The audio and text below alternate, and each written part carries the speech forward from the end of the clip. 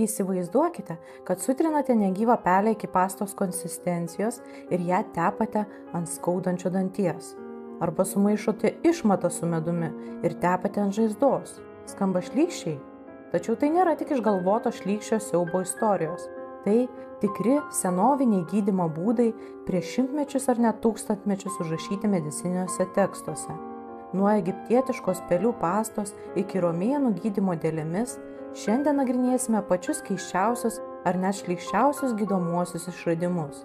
Jei ši tema jūs sudomins, nepamirškite paspausti patinka, pakomentuoti ir prenumeruoti kanalą Maistas smegenims, kad nepraleistumėte kitų vaizdo įrašų. Pradėkime nuo egiptiečių, kurių medicinos žinios siekia net 3000 metų prieš Kristų. Išlikusiuose dokumentuose teigiama, kad dantų skausmui malšinti egiptiečiai sutrindavo negyvas peles į košę ir užtepdavo tokią pastą tiesiai ant danties. Jie tikėjo, kad tai ištraukia skausmą, nors šiuolaikinis mokslas spėja, kad puvimo metu atsirandančios antimikrobinės medžiagos galėjo padėti kovoti su infekcija. Karpas jie gydė pelių, pelenų ir medaus mišiniu, kurį įtrindavo į odą. Šis receptas gyvavo net ir žymiai vėliau, viduramžiais. Išmatos taip pat buvo dažnas gydymo priemonių ingredientas. Krokodilų išmatos sumaišytos su medumi buvo naudojamos kaip savotiškas kontraceptikas. Toks mišinys buvo įstumiamas į makštį, kad blokuotų spermą. Tai iš esmės buvo ankstyvųjų laikų spermicidas, nes pasižymėjo rūgštinėmis savybėmis, naikinančiomis spermatozoidus. O štai asilo mėšlo nuoviras, verdamas su saldymedžiu, buvo naudojamas nudegimams gydyti. Toks nuoviras esą buvo veiksmingas dėl antibakterinių fermentų. Egiptiečiai netgi turėjo receptą, kuris esą padėdavo plinkantiems vyrams. Gydydami nuplikimą, jie maišė begemoto riebalus su sutrintais dygliuočių gyvūnų spygliais ir tepdavo galvos odą. Spėjama, kad riebalų rūgštis galėjo drėkinti odą.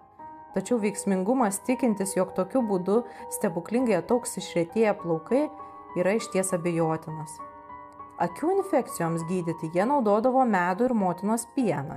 Medus pasižymi natūraliomis antimikrobinėmis savybėmis, o motinos pieno naudingumas irgi žinomas nuo seno, tad toks receptas atrodo bene vienas normaliausių ir logiškiausių, lyginant su kitais to meto gydymo būdais. Tačiau, žinoma, dabar eksperimentuoti ir į akis lašinti praskiestą medų tikrai nerekomenduojama ar net pavojinga. Kalbant apie pavojingumą, reikia paminėti itin pavojingą galvos skausmo gydymo būdą. Egiptiečiai pragręždavo galvos skausmų kamuojamo žmogaus kaukolėje skylę. Tokia procedūra vadinama trepanacija. Jie tikėjo, kad tokiu būdu išleidžia lauk piktąsias dvasias. Trepanacija buvo atliekama dar nuo neolito laikų. Tyrinėtojai yra radę nemažai kaukolių su skylėmis ir manoma, kad tais laikais po procedūros išgyvendavo maždaug pusė pacientų. O nuo skorpiono įgėlimo egiptiečiai gydydavosi alkoholiu. Jie gerdavo alų su svogūnu, nes alkoholis malšino skausmą, o sieros junginiai svogūnuose mažino uždegimą. Iš tiesų, galima sakyti, kad egiptiečiai buvo labai pažengę, kalbant apie žmogaus kūną ir įvairius procesus. Tai nebuvo atsitiktinumas, juk egiptiečiai skrodė mumijas, kad geriau pažintų anatomiją, o tai ilgainiui leido išvystyti pažangę balzamavimo praktiką, naudojant natroną. Tai natūrali druska, kuri dehidratuodavo kūnus ir apsaugodavo juos nuo irimo net ir po daugelio metų. Žinoma, įvairiais dabar mums neįprastais skambančiais gydymo metodais pasižymėjo ir kitų vietovių ar kitų laikų žmonės. Pavyzdžiui, graikai, vadovaujami Hipokrato, apie 400 metų prieš Kristų savo mediciną pakeitė į racionalesnę.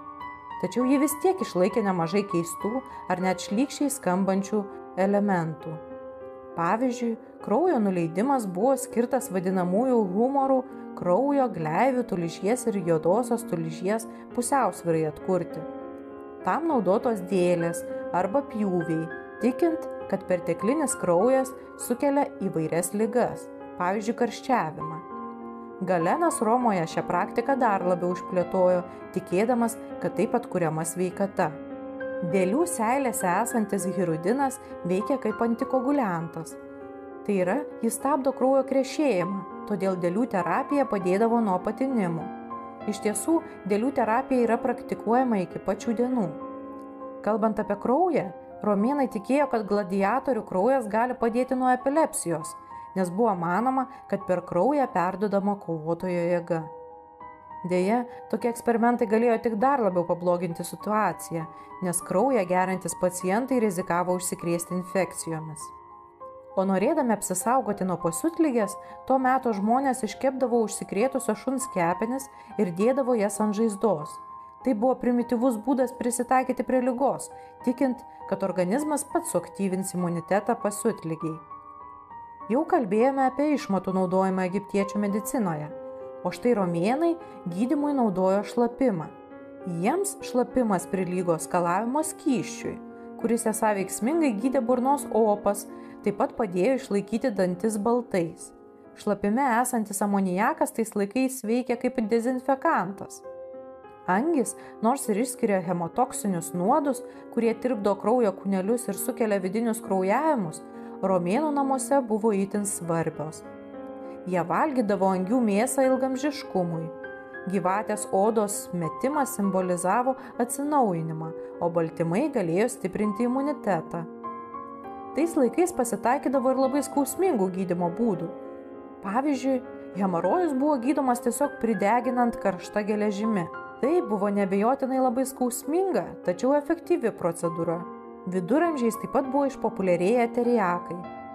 Tai mišiniai iš daugybės nuo 40 iki 70 ingredientų, kurie naudoti kaip universalūs vaistai ir priešnuodžiai. Teriako sudėtyje galėjo būti daugo, nuo angių iki opijaus, taip pat įvairūs prieskoniai. Kai kurie teriaką kaip veiksmingą priešnuodį naudodavo reguliariai, nes vis bijodavo, jog juos bet kada gali nunuodyti priešai. Viduramžių Europoje medicina buvo jungiama su religija. Tokiuose veikaluose kaip 12 amžiaus Trotula aprašyta daug šiurpių priemonių. Lavonų medicina anuomet buvo įprastas reiškinys. Egiptietiškų mumijų milteliais buvo gydomi sumušimai, nes manyta, kad mumifikavimo procese naudotas bitumas išsaugo gyvybinę jėgą ir padeda gydyti žaizdas, net lūžius. Taip pat veikia kaip priešnuodis, o iš tiesų dervos turėjo antimikrobinių savybių. Kaukolės samanos arba usnėja iš žmonių kaukolių renkamos kerpės buvo laikomos turinčios gydomųjų savybių, ypač žaizdų gijimui ir tokių ligų kaip epilepsija, kokliušas ir dezinterija gydymui. Tiek viduramžiais, tiek ir ankstyvaisiais moderniaisiais laikais buvo tikima, kad tokios samanos sugeria mirusiojo gyvybinę jėgą. Epilepsijai gydyti taip pat buvo naudojami žmogaus kaukolės milteliai arba egzekucijų metu surinktas nusikaltėlių kraujas. Dabar te galima spėti, jog kauluose esantis kalcis galėjo veikti nervų sistemą ir taip mažinti epilepsijos priepuolius. O štai maro gydytojai sudrėkindavo kempines šlapimu ir dėdavo jas į kaukes, nes šlapime esantis amoniakas naikino bakterijas. Gydytojai taip pat tikėjo, kad nuo siaučiančio maro gali išgelbėti bezdalų stiklainiai. Maro iškankinti žmonės buvo pasiryžę uostyti net ir savo pačių žarnyno dujas, kad tik apsisaugotų nuo baisios ligos. Jie spėjo, kad maras plinta per pavojingus oro garus, todėl griebėsi keistos taktikos – blogų orų neva sumažinti nuodingos medžiagos koncentraciją ore. To meto daktarai imdavosi ir dar keistesnių gydymo metodų. Pavyzdžiui, dar romėnų laikais naudota duona su pelėsiu čia atgimė dar sykį. Ja dėdavo ant žaizdų kaip kompresą. Ir nors tai skamba labai rizikingai, visgi tokioje pelėsio paveiktoje duonoje buvo peniciliną primenančių medžiagų, kurios veikia lyg savotiški antibiotikų pirmtakai. Buvo ir kitų keistų praktikų. Negyvi kurmiai buvo kabinami ant kaklo, tikint, kad tai padeda gydyti skydliaukę. Šikšnosparnių krauju buvo tepamos akys, nes tikėta, kad tai gali padėti geriau matyti tamsoje. O moteris vaisingumo skatinimui netgi nešiojosi šeškų seklides kaip talismanus. Tradicinė kinų medicina maždaug 200 metų prieš Kristų taip pat naudojo išmatas, lyg tai būtų vaistai. Pavyzdžiui, buvo tikima, kad voverių skraiduolių išmatos malšino menstruacijų skausmus, nes turėjo priešuždegiminių savybių. Fermentuotos išmatos buvo naudojamos karščiavimui malšinti, o seno žmogaus išmatos buvo naudojamos gydant apsinuodimą maistu, nes buvo tikima, kad juose esančios bakterijos gali atkurti žarnyno mikroflorą. Galima sakyti, kad tai yra modernios fekalijų mikrofloros transplantacijos pirmtakas. Tibeto medicinoje žmogaus išmatos buvo maišomos su žolelėmis kepenų ligoms gydyti, o indų ajurvedoje karvių mėšlo pelenai buvo pasitelkiami žaizdoms dezinfekuoti. Tiesą sakant, daug senovinių priemonių, kurios mums dabar atrodo labai keistos ar net šlykščios, turėjo mokslinį pagrindą ir dėl to kai kurios priemonės, nors ir patobulintos, naudojamos iki šiol arba tapo įkvėpimu dabartiniams gydymo būdams. Pavyzdžiui, mūsų laikais vėl naudojama lervų terapija, kuri buvo praktikuota dar majų laikais. Mūsų lervos suryja negyvą audinį ir pūlius, tačiau neliečia sveiko audinio, todėl jų pagalba gydomos pragulos ar diabetų sergančių pacientų sunkiai užgyjančios žaizdos. Fekalijų mikrofloros transplantacijos pirmą kartą minimos Kinijoje 4 amžiuje kaip geltonoji sriuba nuo viduriavimo. Dabar sėkmingai atkuria žarnyno mikroflorą nuo infekcijos. Gluosnio žievės arbata, naudota senųjų šumerų, turėjo salicino, kuris yra aspirino pirmtakas.